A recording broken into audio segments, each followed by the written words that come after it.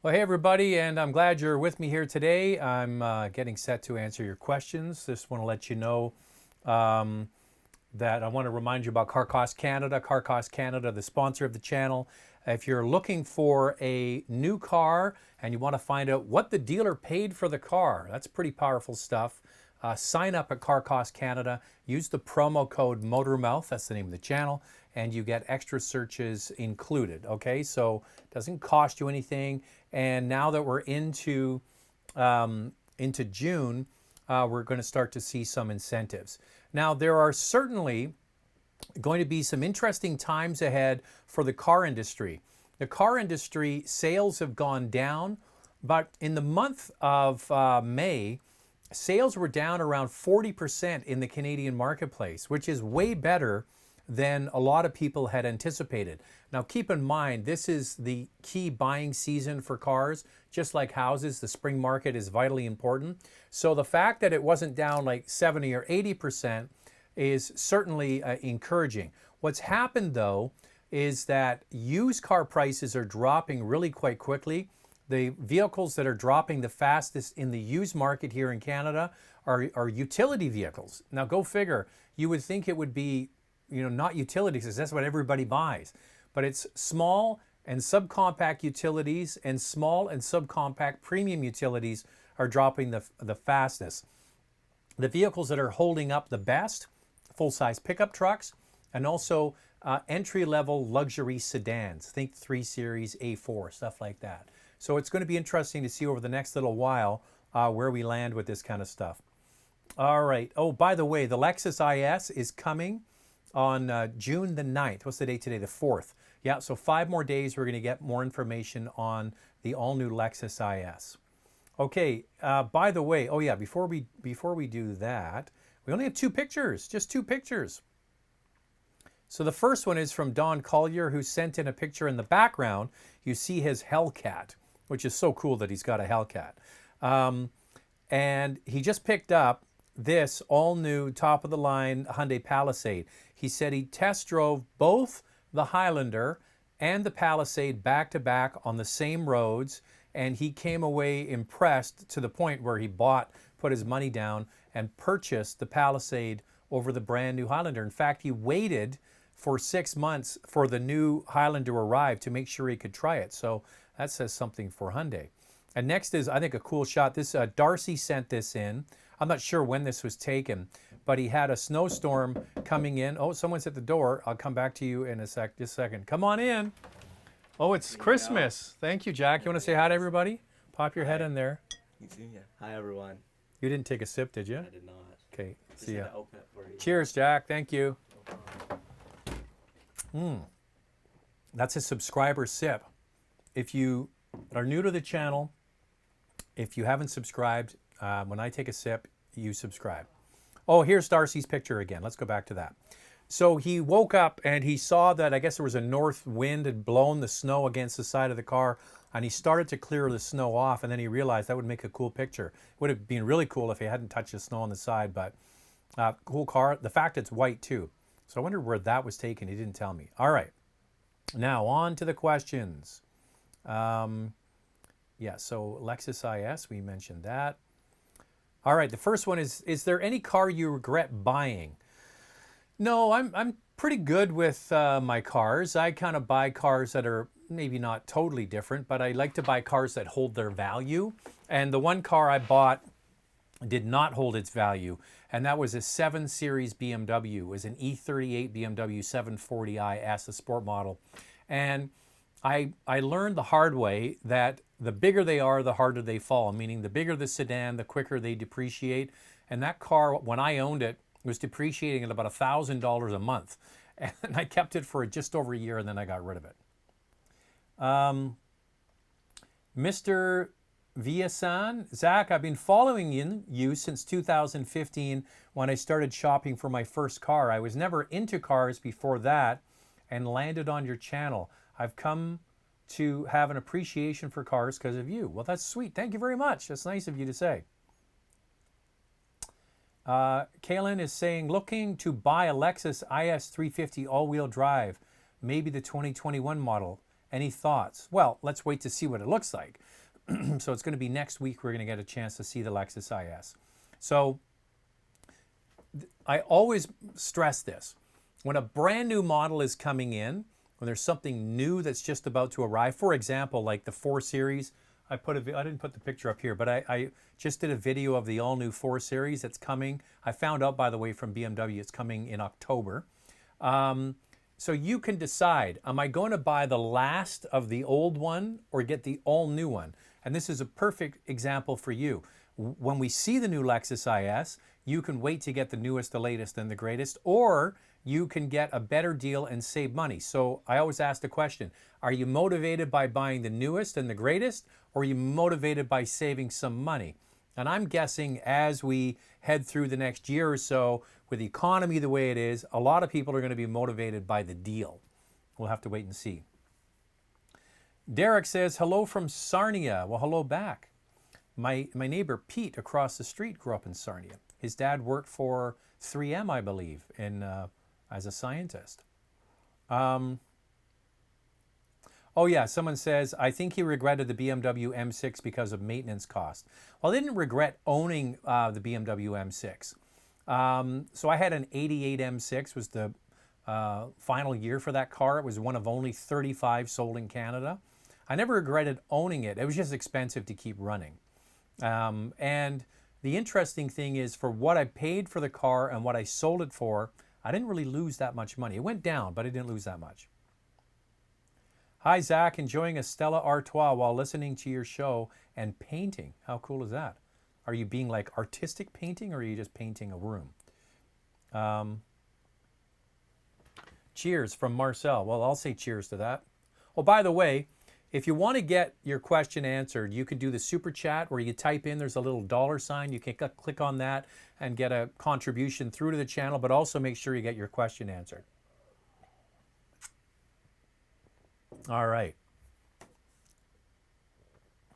Oh, this is Kaylin, a follow-up on the Lexus IS. I want reliability as I drive a lot. Well, the new Lexus, I'm sure, is going to be very reliable too, but if it's just ultimate reliability you want, getting the last year of this current Lexus IS is going to be pretty reliable. Samrat says, hey Zach, which car do you think is the best value out of these? The Nissan Sentra, the Corolla, or the Civic? Well, you have to factor in the overall purchase experience. And that's not just buying it, that's selling it too. So when you buy a car and you keep it, the most expensive thing about the car is the depreciation. And that's what you always have to factor in. And that's what I always stress on these live chats. So the best value, if you're just looking for dollar factors to buy the vehicle, is the Sentra. Their top trim at $27,900 or something is thousands of dollars less than the top trim of the Corolla or the Civic. However, when you go to resell, I think the Civic actually has a higher resale value than the Corolla, and those two cars have been proven in the marketplace for holding good value. Excuse me.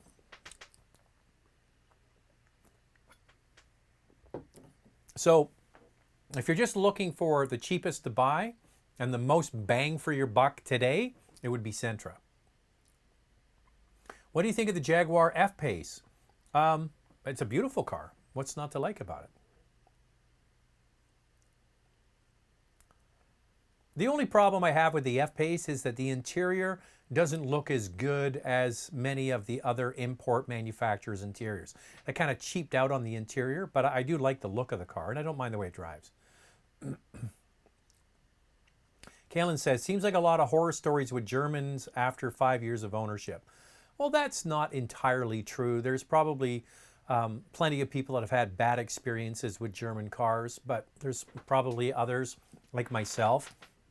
I've owned many German cars, and are they more expensive to maintain? Yes. Excuse me. Yes, are they more expensive to maintain? Yes. Do they end up having to go back to the dealer or get fixed more often? Maybe. But there's another intangible thing about owning certain cars that just brings sheer joy. And a lot of times people are willing to put up with some idiosyncrasies about their car because they like it. Thoughts on the 16 or 17 IS300 F Sport? Thinking about trading my 16 Accord V6 Touring for it. Well, the only thing about the 16 Accord V6 Touring is that's the end of an era. Once you get rid of it, you can always buy another used one. But the thing is, that's a pretty nice car. In my opinion, one of the best looking Accords they made. The fact that it's a V6 is pretty nice. There's absolutely no problem. I mean, you're going to be going into a very reliable car, but yeah, if you like it, go for it. Which one is better, a 2020 top-of-the-line non-hybrid RAV4 Limited, so a top-of-the-line RAV4, or a 2020 base Lexus NX300? They're the same price right now. Well, they're really quite different, even though they're built on the same platform, roughly the same size. So the NX is built on the RAV4 platform. It has a turbocharged four-cylinder engine. The RAV4 does not. The NX is going to be quieter and more refined. But then you have to factor in all of the things like, are you willing to go without some of the amenities maybe that you would miss on a base model NX? I would suggest probably a base model NX is still pretty nicely equipped. For example, in the RAV4, you don't get leather seats on any trim. So you wouldn't miss that in the Lexus NX. You're probably going to get things like heated seats as standard equipment. I think that if they're the same price, that's a good comparison to do. Take them both out, see which one you like better, and then let me know. I think that's a pretty good comparison. Xavier Rivera says, can you whistle? Well, you'll never find out.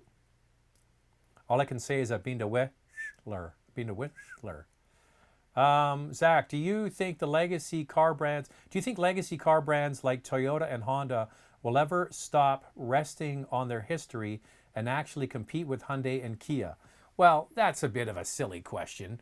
Nobody's sitting back and resting, certainly not Toyota. There have been criticisms, many of them here from people who have been Honda owners, saying that they believe that Honda has let things slip recently with some of their quality issues, choices like going with a 1.5 liter turbo in the CR-V versus Toyota with a 2.5 liter. But if you look at the sales of Hyundai and Kia products, they can't hold a candle to those other brands in terms of sales. So Hyundai and Kia are certainly making some excellent products and turning a lot of heads. I think the fact that there's a new Lexus IS and there's the new TLX from Acura trying to be really quite sporty and performance oriented says a lot to what they did at Genesis with the G70. I think that's really a car that's pushed things along a little bit. But can they compete with Hyundai and Kia? Sure they can. I mean, I would say that their vehicles are fantastic, but they're all different. What's your opinion of Land Rover, Range Rover buying a used 16 to 19 diesel versus supercharged V8 options? This, Raul, is where you really need to tread lightly. You really need to do your homework. Back to my point I always make is you need to, if you're really considering this, consider a certified pre-owned, keep it under warranty, have it inspected, do a pre-purchase inspection, all of those sorts of things. I like the diesel because it has 444 pound-feet of torque.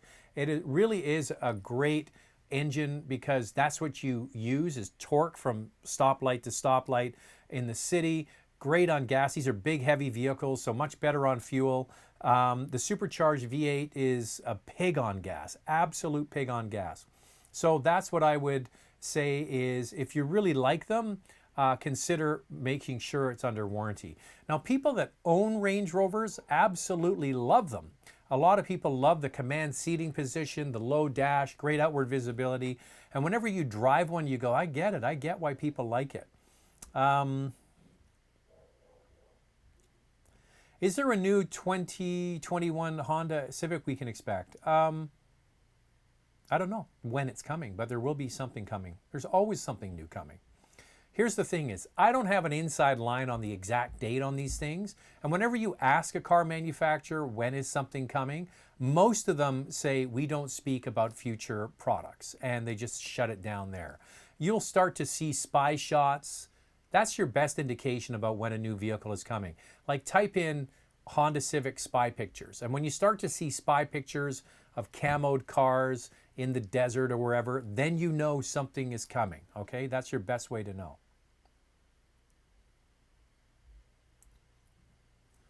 What is North America's problem with Mazda? In Asia, Europe, Australia, etc., they do pretty well for themselves. But North America find every excuse not to buy a Mazda. Well, that's not entirely true. An interesting fact, one of the areas with the largest market share in the world for Mazda is in the province of Quebec. Quebecers love Mazda products. Quebecers love sporty, fun to drive cars, and that ticks a lot of boxes for them. I would suggest that maybe their experiment trying to move the brand up market over the last couple of years maybe hasn't worked to their advantage. There's certainly lots of Mazdas in Canada, and maybe not to the same extent as other jurisdictions, but they're holding their own. They're not going up or down. They're just kind of steady as she goes. Hey, Fernando's here again from Spain. Nice to see you. How bad is a Miata NC soft top in winter? Just to get around in the city, not highway. Thanks so much.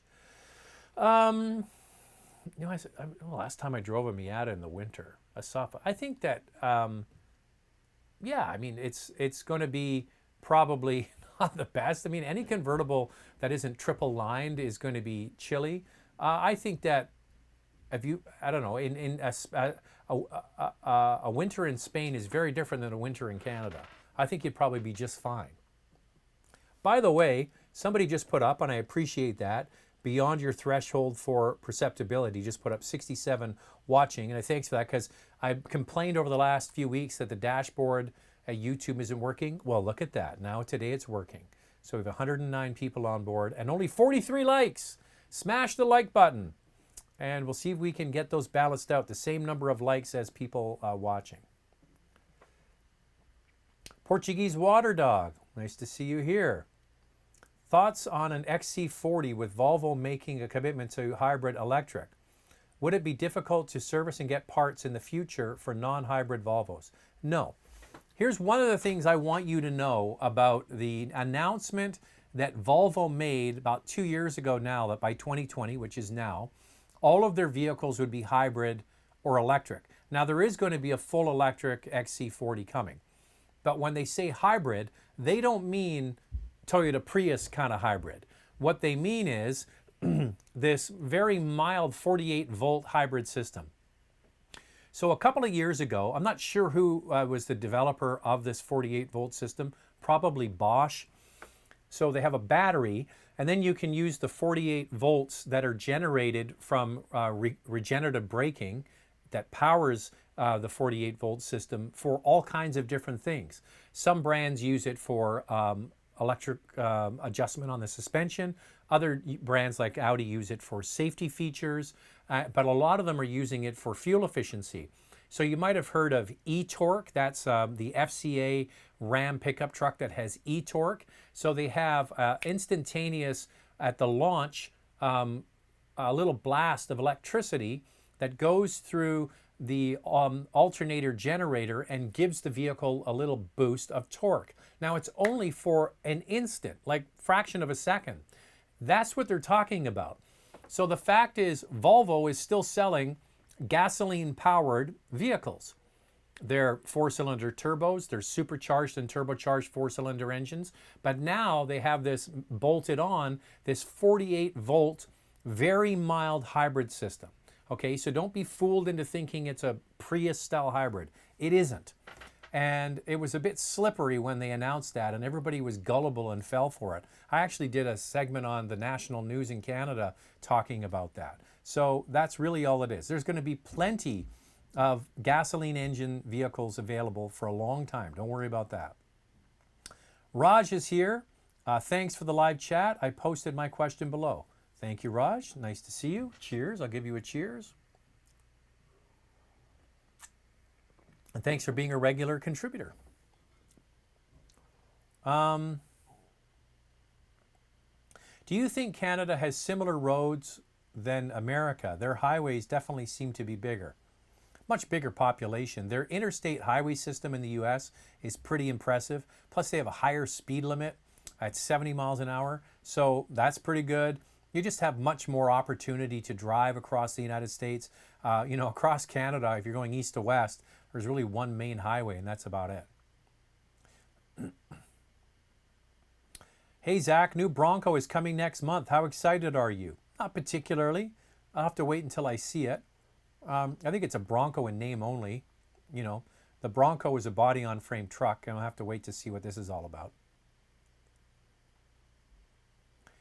Raj is saying, I'm shocked and disappointed at the new BMW 4 Series. Why would BMW release such a bad design? If you missed it, Tuesday, I believe it was, I dropped a BMW 4 Series video. They released the vehicle that morning. I turned around a quick video. If you haven't seen it yet, I encourage you to watch the video. It's just using their B-roll and me talking about it. But it is this huge grille on the front. I said it looked like Miss Piggy from the front. What's interesting is the grille is shocking looking. But then I spent about 2 hours editing the video, doing all of the different cuts. And the more I looked at it, the more I was like, you know what? You kind of get used to it. And I think that's the case with most things. You do kind of get used to it. And I think it's going to really be interesting to see this in the flesh. I saw it at, where was it? The Geneva Motor Show or the Frankfurt Motor Show, I believe it was. Last year they had it there. And for the 4 Series Coupe concept. And it was like, wow. But you know what? I think it's one of those things that once you see it on the road and after probably 6 or 8 months, you might kind of warm to it. Maybe not. I believe, and this is my theory, the biggest car market in the world is China.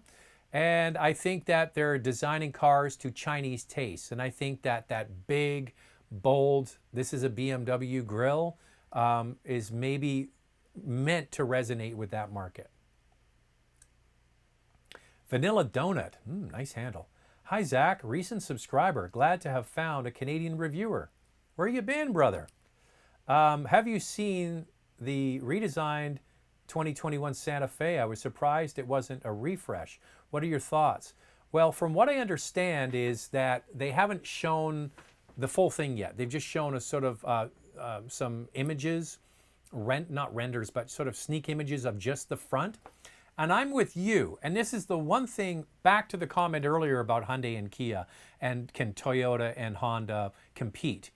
Well, one thing that I will give the Koreans absolute credit for is often, and I go to their events, after just 2 years, they will introduce either a heavily refreshed vehicle or even an all-new vehicle. So think about this. It was 2 summers ago, I was in Banff, and you can go and watch the video of the latest Hyundai Santa Fe, which was new then, and here we have an all-new model that's coming out again. I remember going on a Kia Sorento launch. The vehicle had been out for 2 years.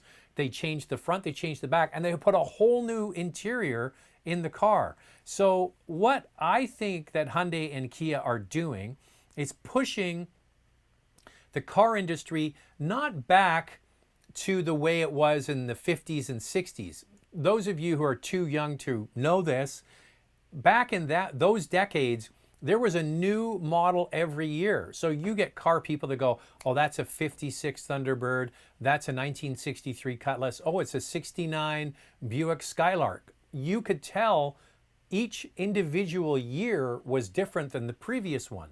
Now, we're not going back to incremental model updates, but I think the Koreans are pushing every couple of years. Their vehicles are not just getting a mild refresh, but some kind of major updates.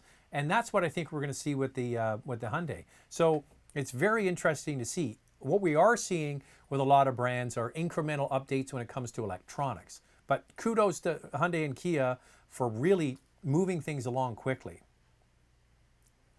Mike sees as I have a friend in the market for a used Grand Cherokee. Do Canadian Black Book values reflect the current state of vehicle prices? I've noticed everything on AutoTrader is now listed as great price. What I would do is I would keep going back to Canadian Black Book and checking that.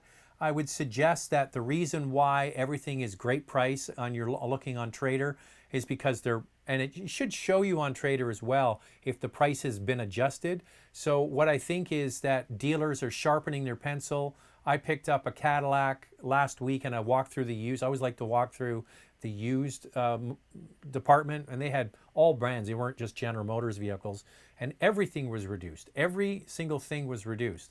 So that's what I'm getting at. The moment I was talking about the resale prices at the auction are dropping quickly, and I think that's starting to show up. My prediction is probably in the next, once we get into summertime where it's really quite quiet, it should be traditionally quiet, that would be the time to strike, like in July, and we're going to start to see things really start to bottom out. But keep going back to Black Book. Black Book should give you a fairly good up-to-date wholesale price valuation for the car. How much importance do car ads have today in terms of influencing potential buyers?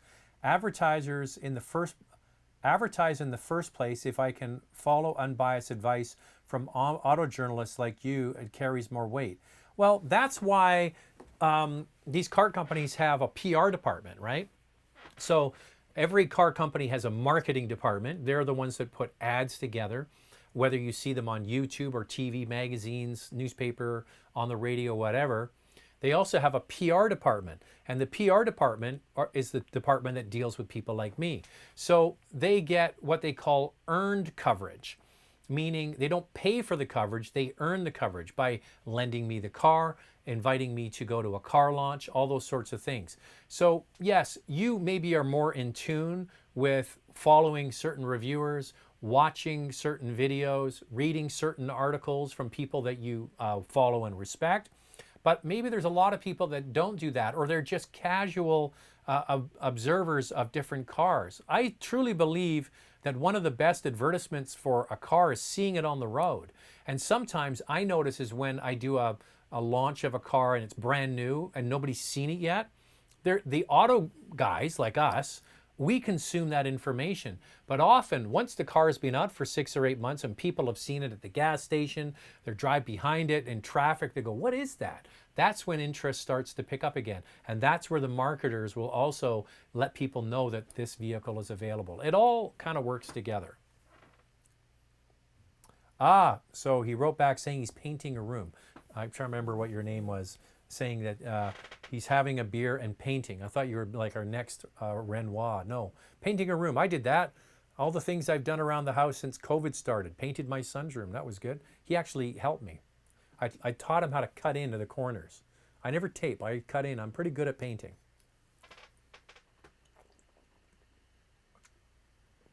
Chuck 2001, enjoying a Micro Quebec brewery beer. Do you think Audi dealer would be willing to play ball a little for an offer on a 2021 SQ7?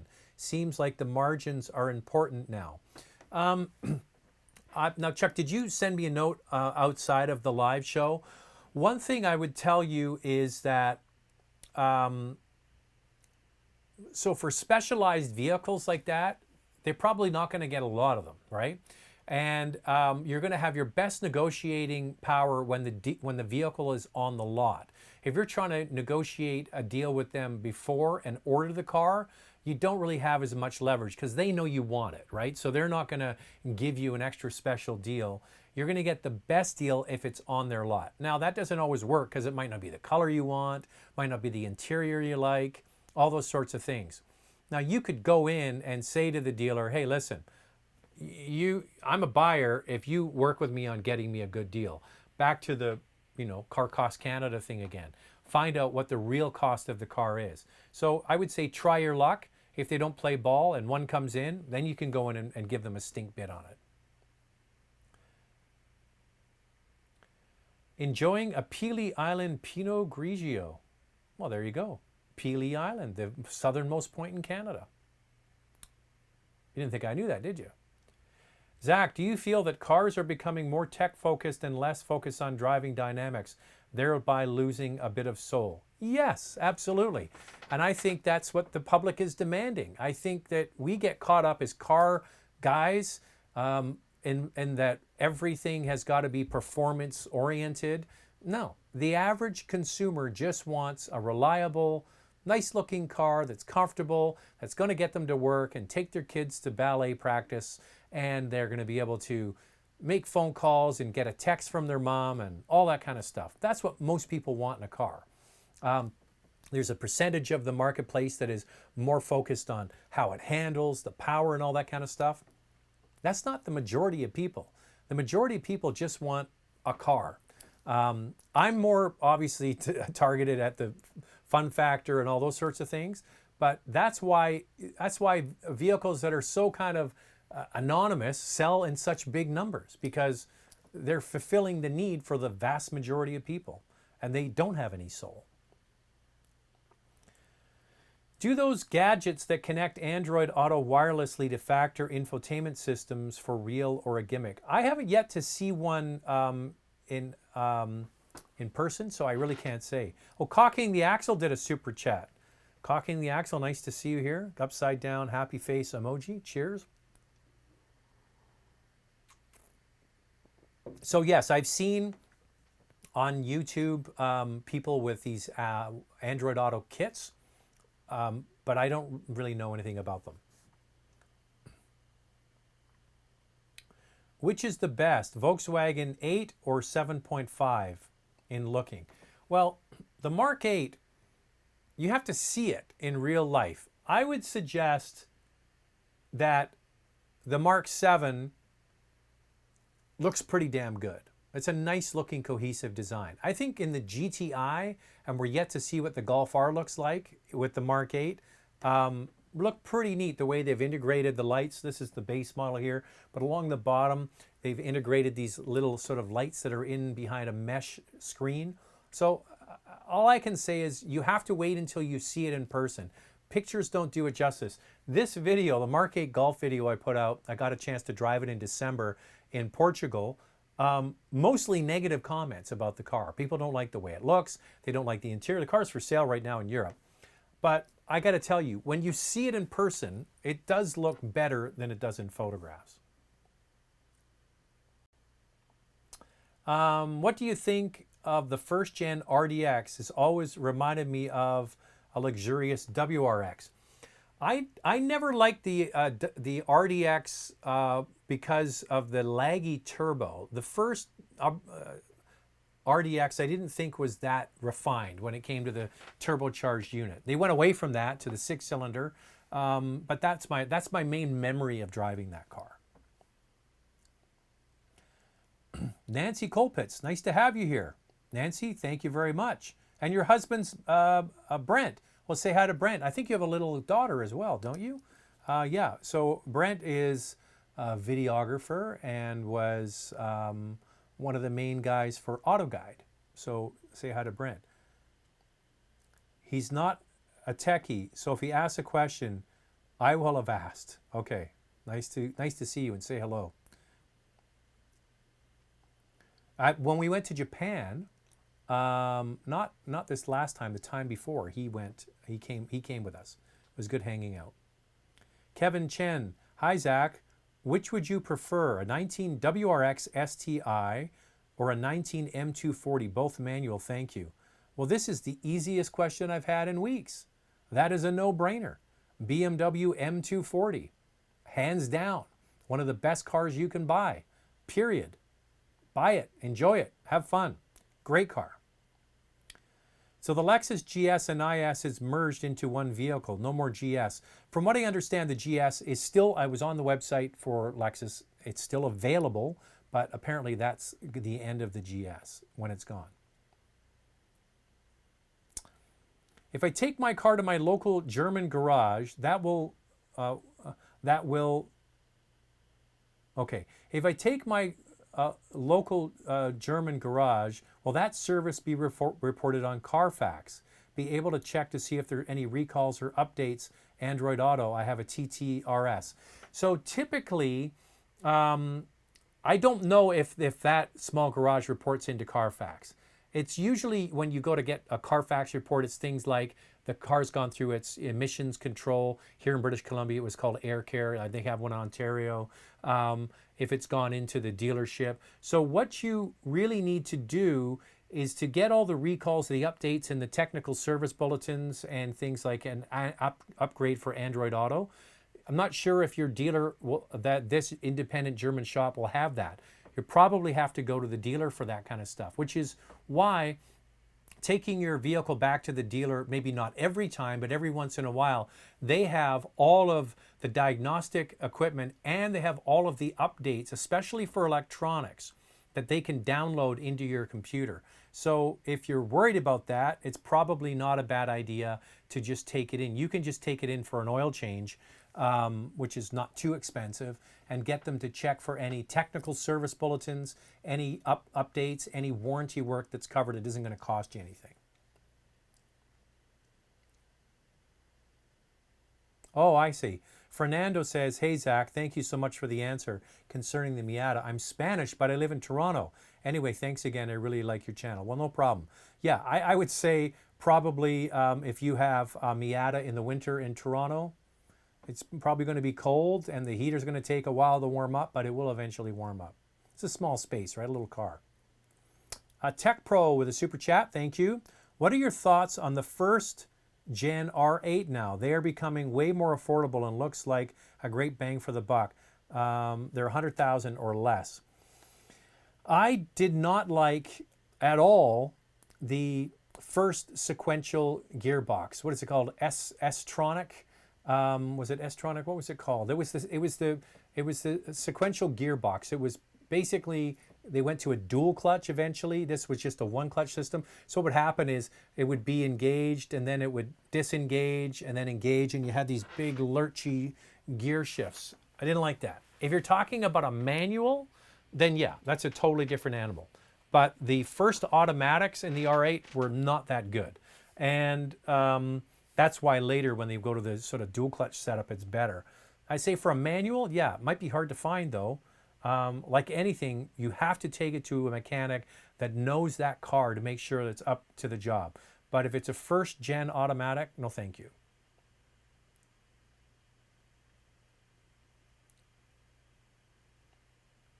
This is Marco Charette. Now I always get it wrong. Is it Charette? If you say the T if there's an E on the end in French, or if it's Charette. You can let me know, Marco. I believe it's Charette. If there's an E on the end, you say the T. My French is not very good. Hi, Zach. Would you recommend buying a Nissan Qashqai 2018? I got no problem with the Qashqai. I think the Qashqai is a great little product. I think they did a very good job with it. It's the best-selling crossover in Europe. Now, there are people that complain about the CVT. They don't like it. There are people that don't like the fact that Nissan's CVTs are the most reliable in the world. But the thing is, as a vehicle and for what it was designed to do and how they executed it, I think they did a very good job with the Qashqai. I also like the Kicks. The Kick's a fun little car too. But yeah, I have no problem with the Qashqai at all. And I often say, for most people, if you don't need all the extra space of the Rogue, it's a much better a bang for your buck, for sure. Beyond the threshold, the perceptibility is back again. BMW face is still better than the Camry. I back my Camry in the driveway so I don't have to look at it. Why did you buy it then? Hey, this is Ricardo again from Lima, Peru. I appreciate these live chats. Well, nice to have you here.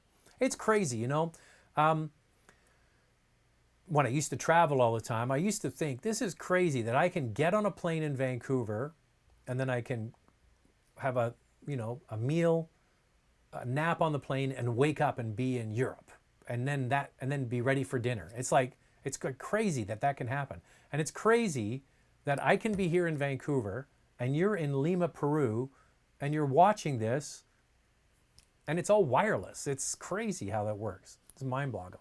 If you told me this as a kid, I wouldn't have believed you.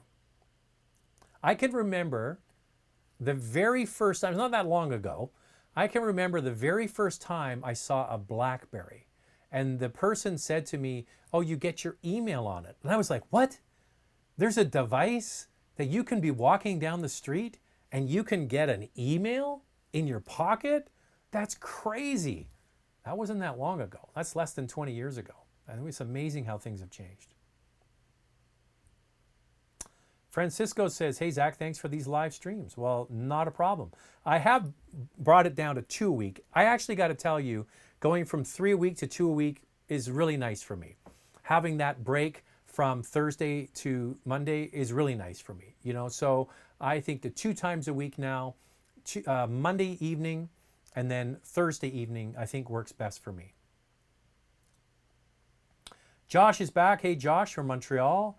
My dad's friend just leased a X7 50i based on MSRP with a $45,000 rebate. Wow, how crazy.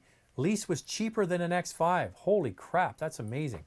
Now, Josh, please tell me he used Car Cost Canada to find out about that. That is insane. But what does that tell you? They're not selling that well, or not selling as well as they had hoped. But I think that we're just seeing the tip of the iceberg, what's to come with incentives.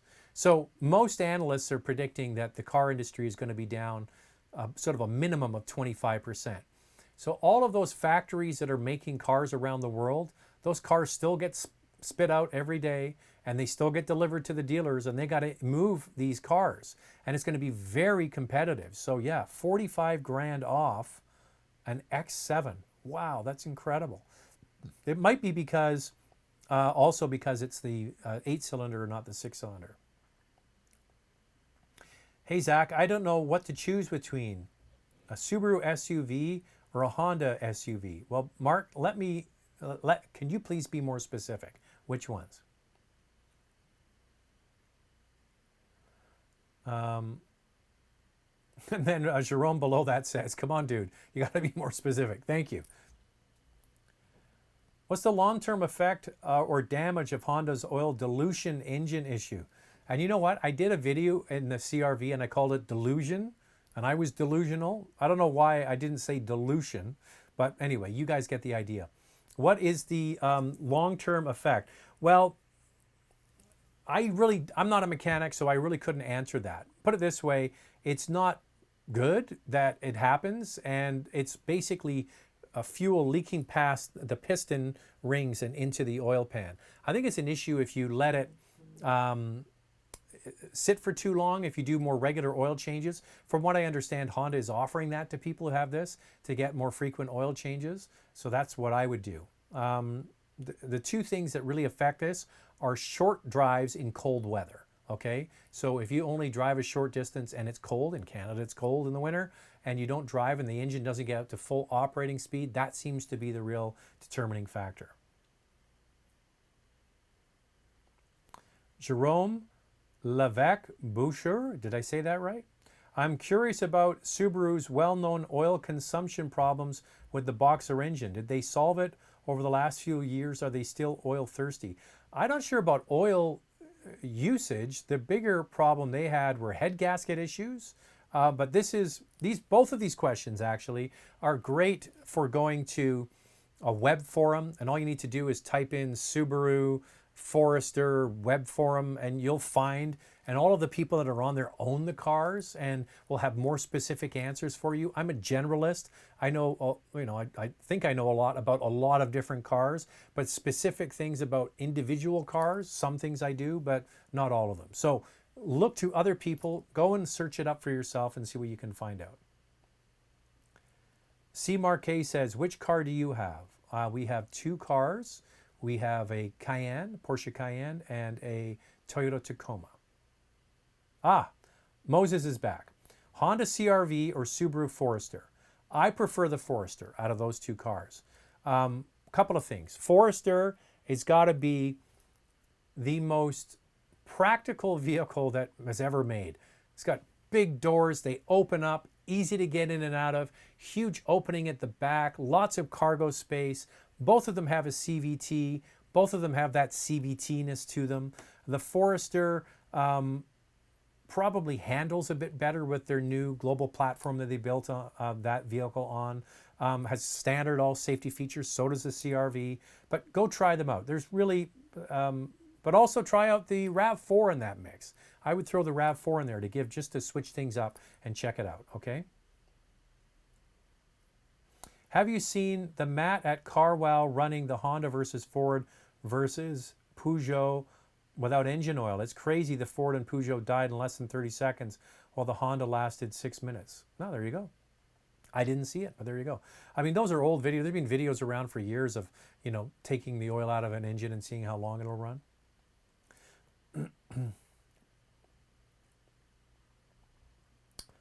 Gabrielle says, for my next car, I want to get a GTI since I'm coming from a Golf TDI.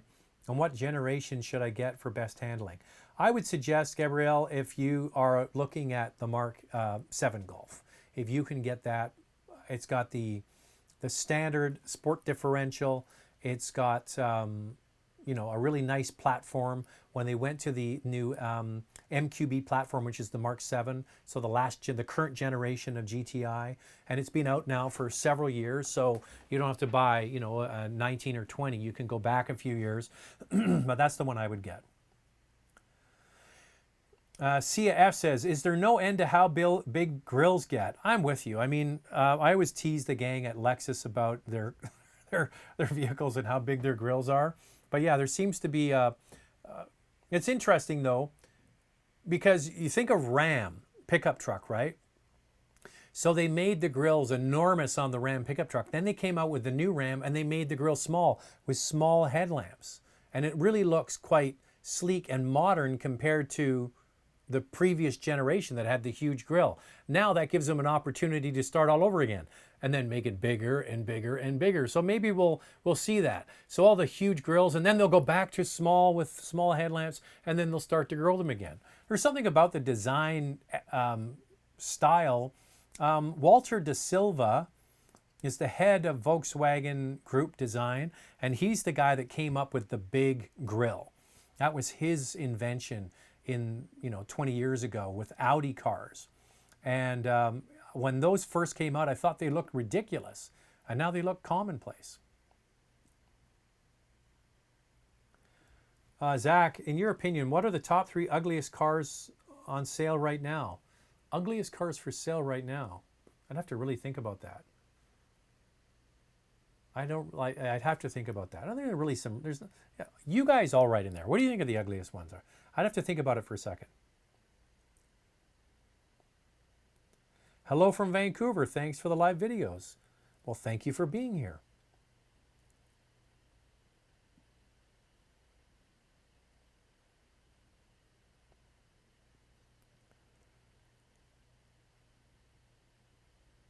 Okay, Marco is saying it's charrette. Yes, you got it. It's charrette with an E. There you go. Because I have my colleague Benoit Charette is a Quebec auto journalist. We've traveled many times together, driven many times together. And then the former premier of Quebec was Charret. And then they told me, well, one is if it has the E on the end, you say charrette. If there's no E, it's charret. So I think that's how, hopefully, Marco, I got it right. Sorry, I'm just trying to read ahead. Some people are replying to each other, so I'm just reading ahead. Okay, here's a good one. Do you think Genesis is being too cocky with the GV80 prices in Canada? I thought they would undercut the competition like they did with the G70. I don't understand. I sent an email to the PR guy at Genesis, and I'm a big fan of what they're doing. I think Genesis is doing a lot of things really, really well, and I was really excited to see the GV80, and I think it's a great looking product, beautiful execution on the inside. I just don't understand why they don't have a third row. This is a mid-sized 3-row SUV they're selling, and in order to get that actual functionality, to get the third row and the extra 2 seats, you got to spend $10,000 more. So the GV80 starts at $70,000 with the 2.5 liter turbo.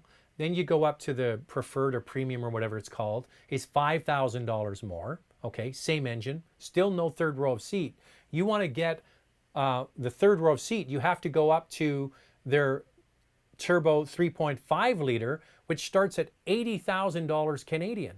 And then to go up to their preferred or premium or whatever it's called, it's $85,000. And I'm like, what? To your point, I thought Genesis was a brand that offered value. more bang for your buck. Not having a third row of seats in the GV80 until you get to the top trim, I think it's a fatal mistake. The good news is, here's the one thing I've learned about the Korean brands. And this is a true story. I have been on Hyundai and Kia launches where they have engineers and people from Korea as accompanying us. What was the Santa Cruz? That was the Hyundai Santa Cruz. What was it called again? Veracruz. The Veracruz. I remember we were at the Veracruz launch and they had Korean engineers there. These guys didn't really speak much English. They had an interpreter with them. And they like, what do you think of the car? And I pointed out a few things. They're all feverishly writing things down and they're emailing, and they're sending that information right back to South Korea. And I have, back to the point we made earlier about how the Koreans are continually updating their cars every 2 years. They do major refreshes. So here's the thing I'll tell you, is if there is blowback on this from me and other people and consumers, oh, you can bet that will be fixed in short order. They don't sit on their hands and go, oh, well, I guess it's not going to sell well, like sort of domestic brands do. They will have that thing fixed like yesterday. And that's what I think is going to happen. It'll be really interesting to see if they stubbornly stick with this pricing model or they amend it. We'll have to wait and see.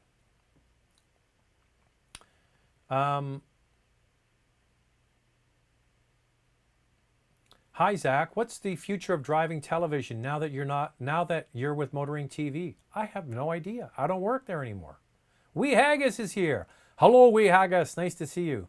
So Wee Haggis, his dad is Huge Haggis, and he's Wee Haggis. Hey Zach, I saw the Mitsubishi camper van on Instagram. It was pretty cool. Yeah, so I'm real crap at letting everybody know about it, but my Instagram account is Motormouth. That's pretty easy to remember. _auto. So just type into Instagram or search Motormouth _auto. You'll find me. And I take my phone with me on my walk every day, and there's always kind of cool cars around where I live. Vancouver's kind of different because we don't get the extreme weather you get in most parts of Canada. So a lot of older cars last, you can find cars from the 70s and the 60s even in my neighborhood just on my walk. And I'm really into Japanese camper vans. They have the coolest vans in Japan. And there's one on my walk. So I took a picture of it and put it on Instagram. So Motormouth _auto. Do it now. I want to see. Okay, Motormouth _auto. I'm going to go on here now on my Instagram, and I want to see if I can get any new subscribers. One just came in. I am Grant. All right, that was 8 minutes ago. So I'm going to refresh. See if I can get you guys to sign up. Oh, Swerve99 just followed me 8 seconds ago. This is good. I like this. Isn't that cool? That I'm on my phone, in my basement, in my office, and you're where you are, and I can see who's subscribing. Oh, Glow03 started following you. Love it. All right, we'll keep that up.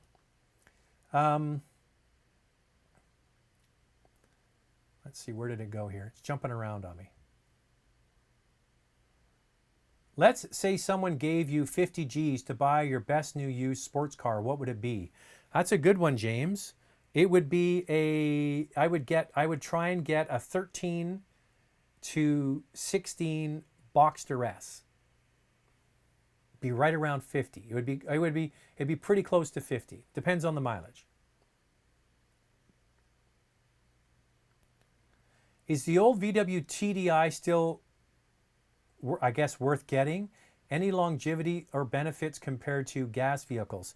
All right, let's see when we got it. They're all coming in now. Thanks, guys. Tucker Derrick is here. Obed Asante 18. Square Toronto is here. Venin Marcel. Yeah, good. Awesome. I love it. So benefits of TDI. Is it still worth getting? Now, if you can get a 15 Jetta or Golf that has the TDI engine, they will have had the updates and the software to make them compliant for emissions. They came with longer warranties. Now, what I'm seeing in the marketplace is there were so few diesels around. Oh my goodness. I got all these people flooding in now. Blaine Sherwood, thank you.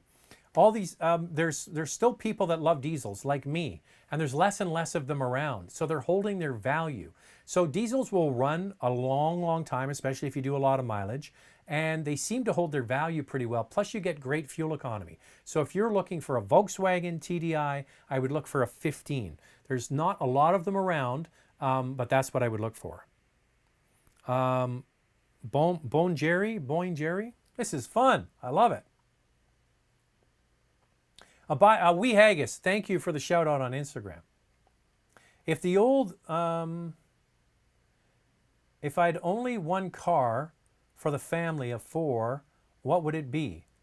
Well, Kara, I need a little more information. How much do you want to spend? That's a big one. Do you want an SUV or a car? So please, a little bit more information, okay?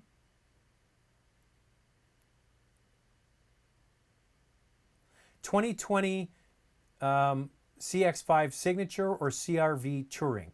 Well, that's an easy one. CX-5 Signature with the turbo engine. Hell yeah. That's the one to get.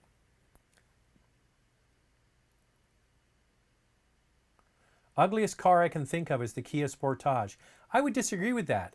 I own a Porsche Cayenne. I think the Sportage has quite a few Porsche elements to its design. I don't mind that car at all. I think they kind of copied Porsche in that way. Oh, Jérôme Lévesque Boucher? Lévesque Boucher, yes. Oh, good. I got it right. Jérôme Lévesque Boucher. Now I say it fast. It sounds better. Jérôme Lévesque Boucher. Okay. I travel with a lot of French colleagues on the road, or I used to.